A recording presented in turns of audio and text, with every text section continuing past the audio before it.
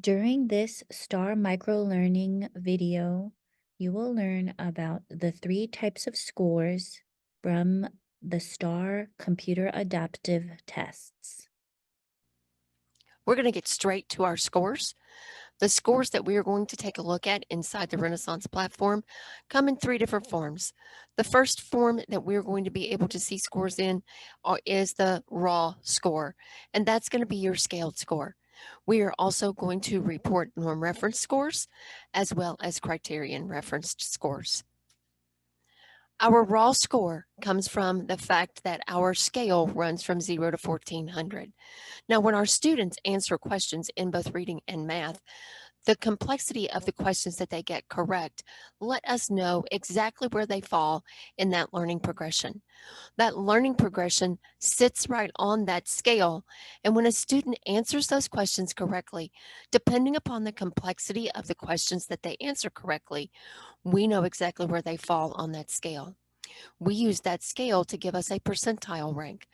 The percentile rank is a comparison score that compares the student's scale score to the scale scores of other students in that same grade level across that grade level.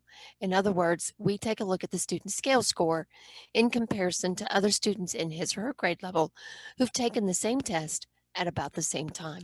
The final metric that we're going to take a look at today is a score that informs instruction. Scale scores, percentile ranks, help us to plan instruction. And this one, instructional reading level, helps us to inform instruction. You'll notice that it is a criterion reference score. You'll also notice that this particular score actually applies to both fiction and nonfiction instructional reading materials. Here is what an instructional reading level tells us. It lets us know the highest level of text that a student can handle with at least 80% proficiency. In other words, they can understand 80% of it while at the same time trying to learn something new, a new skill or a new concept. You see, it's about cognitive load. We don't want the cognitive load for a student who's trying to learn a new skill or a concept through a text to be on actually being able to read and comprehend that text. We want their cognitive load to be on learning that new skill that is in front of them. So those are the scores. We're going to go through one more metric that is important, and that is the benchmark. You'll remember that the benchmark is the hurdle that our students need to get over in order for us to know exactly where they're going to perform on that end of the year California assessment. You need to know that this is a criterion referenced assessment score. And the reason that it's criterion referenced is because the CASP benchmark is done with a correlation study.